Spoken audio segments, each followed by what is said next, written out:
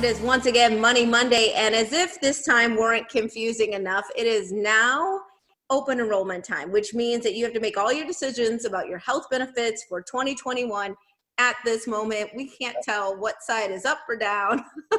We've got Kyle Alexander, look at me, I'm meshing the names. Kyle Wingfield from Finley Alexander joining us now. How are you? Doing well. I'm glad you're here because we need you to just break this all down for us. Deductibles, they are skyrocketing. COVID-19 is wiping people out physically and financially, and lots of people just can't afford to seek the medical treatment that they need. I'm wondering, Kyle, where do we even begin when we start to talk about open enrollment and making these changes if we have to make them? Taking a look at what all of the options are and looking at your cash flow and saying to yourself, okay, how often do I visit the doctor really? How often did I visit in 2020 this year? Again, making sure you do get some coverage that looks similar to what you have currently, so that if things change in 2021 for you and you need to visit more often, because none of us knows the future, so something could come up and you want to be prepared and have that health insurance in place, because again, the point of insurance is transferring that risk, because it can get really, really expensive if you do get sick. So make sure you do sign up and enroll, because once that window shuts, it gets really difficult to secure coverage. Yeah, I think it's difficult, at least for me personally. It's sometimes I feel like when I get a new job, I get like the Rolls Royce of insurance. I was like, give me all of it. And then later on, I'm like, okay, I didn't need all of that. Right. But I feel some sort of way about cutting back just in case. But I think you're right, just to sort of be honest with yourself about what you're actually using or what you think you're going to need, because by this time, we sort of know. Yes, yeah, you're right. You are correct.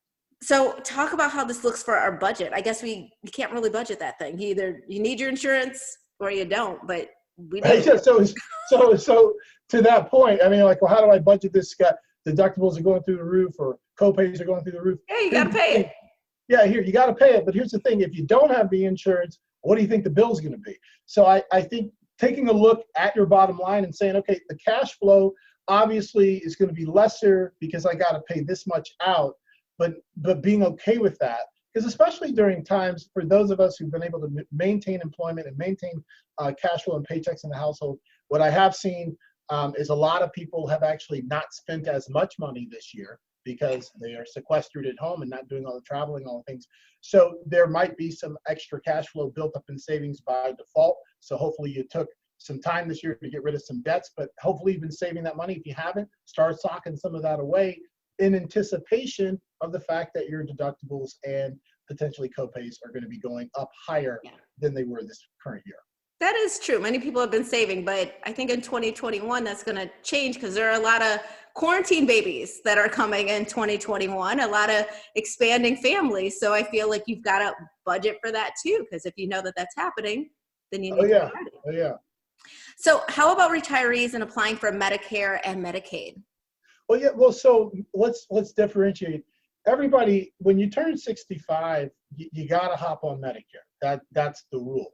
Okay, so the first question is, how do you pay the Medicare premium? Well, you can pay it out of pocket, but if you file Social Security, typically it's deducted from your Social Security. And so one of the big, and I don't want to get too technical here, but one of the big pieces there is maybe at 65, when you hop on Medicare, you've got a certain income, like as you're still working.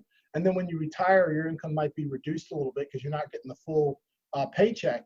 Right. So there's something called IRMA, IRMA, which determines what your Medicare premium is going to be. So they're looking back on the previous year's tax returns and saying, well, you made X, so now your Medicare premium's this. So understanding that there is some flexibility there when you retire fully, and if your income drops to a different level, then your premium is going to be lesser for Medicare, and you can appeal it. So know that you have that option. Medicaid is if you cannot afford health care at all.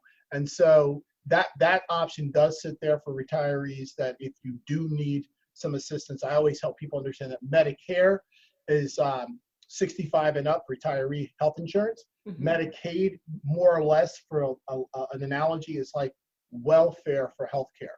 So if you don't have anything, Medicaid's there to step in.